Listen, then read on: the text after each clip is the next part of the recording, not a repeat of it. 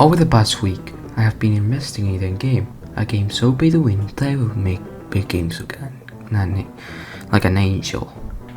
This game puts all of the paid microtransactions that we've all grown to hate, and it matches it to one of the worst tower defense game.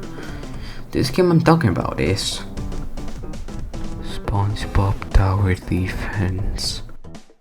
I know I'm gonna be filmed by 5-year-olds, so please listen before putting your mouth on a hole that only people who don't listen opinions go to. Yes, the tower defense exists. But even then, I think this game is worse than that. Even if the game has plushies talking about tower defense, I still think we're talking about a worse tower defense type of pay to win. When we start, we see 3 starter units: SpongeBob, Patrick, Squidward. All of these units, talking about SpongeBob, Patrick, and Squidward, have animations taken from a website called Maximum.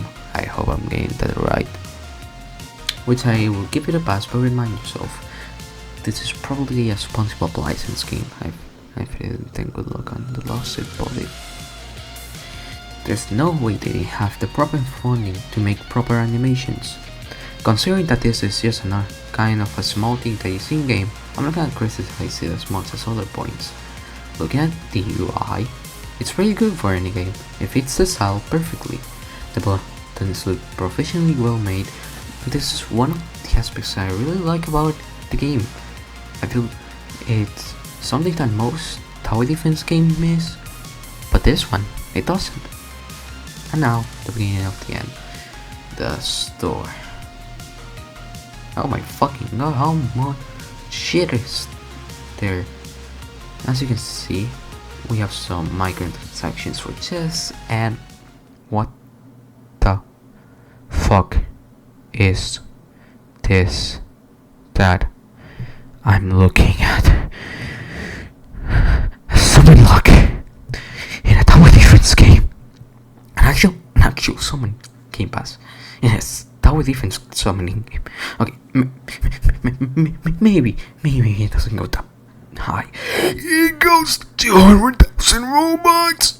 200,000 Robux, not 200. I'm talking about 200 fucking thousand Robux. How does a game so pay to win that it surpasses Pet Simulator 99? How do you even surpass the amount of pay to win in Pet Simulator 99? Now, I may seem that I'm overreacting, but if we're talking about a Roblox tower defense game, the least you expect is that the game was 60% free to play and 40% pay to win. Talking about summer tower defense type games, but we're talking about pay to win. This game breaks the scale. You can remove this from the game as well, because if you do, then people will think that the owners are exist scammers. The reason this is my grab with the game is I see true potential in this game. I clearly see the devs have done a fantastic job with the maps. I think it's got great play aspects that other tower defense are missing. But when you add stuff like this, it brings the experience down altogether. I'm not criticizing SpongeBob Tower Defense because I think it's not that good. It's just that I see these microtransactions going into other gacha games, and when this happens, God lords know how much kids are gonna spend. Remind yourself, this is a SpongeBob games. There are kids who are falling into this gambling summon love trap and use their mother's credit card. Dear God, I wonder what's gonna happen to them once they figure out where their money is going to. Anyways, we got our normal summoning game passes, your speed increase, and a double XP pass. I won't critique any of these because I think that they're following the footsteps of most Roblox tower defense games, which I have no problem with. Also, big plus for this game, as you can actually give game passes, which from what I see, you can trade for them. That's actually pretty good. Incentivizes people who have no money, who have grinded the game, to go trade for them. Now that the whole ordeal is gone, let's talk about the most important feature, the play system. when we go into the place screen, we see acts. There's difficulties ranging from easy to nightmare. Acts are kind of like your chapter-based system, with enemies getting higher amounts of HP. They also make the maps a bit different, making you think more after acts.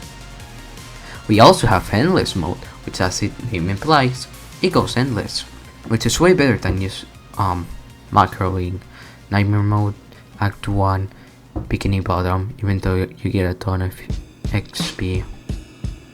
The enemies are kind of bland, bosses fit in with the maps they're in, and maps have their own difficulties. There's some maps that are way easier, and there's some maps like the new map that they released a few days ago. Hopefully we're gonna end up finishing this video for a month, or 2, or a year,